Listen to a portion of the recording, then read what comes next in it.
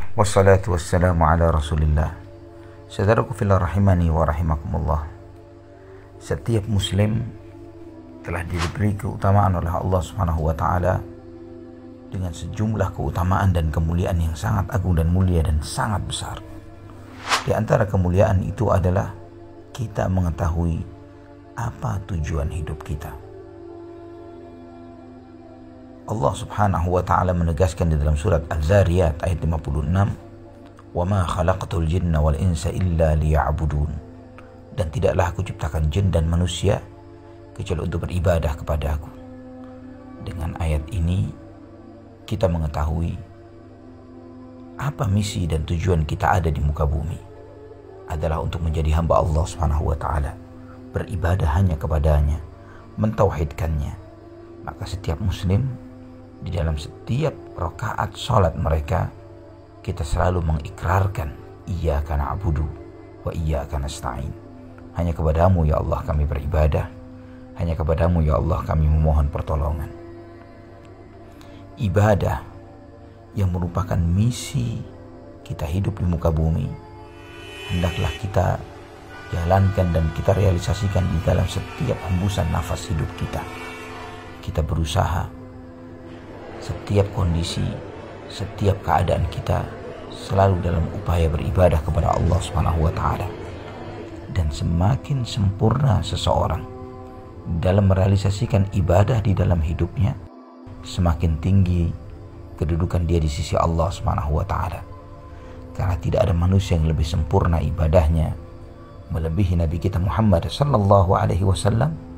Maka beliau sallallahu alaihi wasallam menjadi manusia yang paling mulia, yang paling tinggi derajat dan kedudukannya, karena beliau beribadah kepada Allah dengan hatinya, beliau beribadah kepada Allah dengan lisannya, beliau beribadah kepada Allah Subhanahu wa taala dengan seluruh anggota tubuhnya, dengan hartanya, hidupnya, keluarganya, semuanya dikerahkan, diarahkan oleh Rasulullah sallallahu alaihi wasallam sebagai sarana di dalam beribadah kepadanya. Saudaraku fillah rahimani wa rahimakumullah.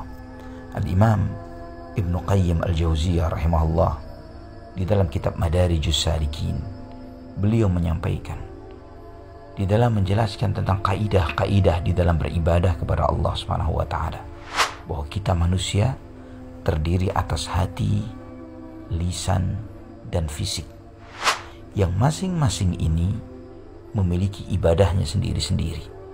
Ada ibadah hati, ada ibadah lisan, dan ada ibadah anggota tubuh, yang semuanya ada kewajibannya yang harus dijalankan, ibadah wajibnya, ibadah sunnahnya, dan juga termasuk ada larangan-larangan yang harus ditinggalkan, hal-hal yang haram yang tidak boleh ada dalam hati seseorang, hal-hal yang haram yang tidak boleh diucapkan oleh seseorang, dan demikian pula dalam anggota tubuhnya. Namun sayangnya seringkali kita fokus kepada apa yang terkait dengan anggota tubuh seseorang. Kita sangat lihai dan pandai untuk menambah ibadah-ibadah apa saja yang mesti kita lakukan. Namun seringkali kita lupa terkait tentang ibadah hati.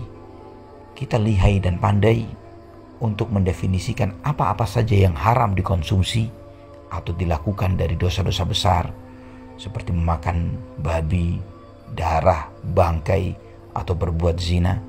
Namun ketika ditanya tentang apa saja yang haram bagi hati seseorang, seperti sombong, hasad, iri dan dengki, berburuk sangka dan yang semisalnya, atau yang haram bagi lisan seseorang, seperti berbohong, memfitnah, mengadu domba, menghibah, menggunjing satu dengan yang lainnya, seringkali kita keluh untuk mengungkapkan hal ini. Saudaraku fillah, insyaallah pada kajian kita yang berikutnya kita akan mempelajari ibadah-ibadah yang mesti kita kuatkan di kala wabah ini.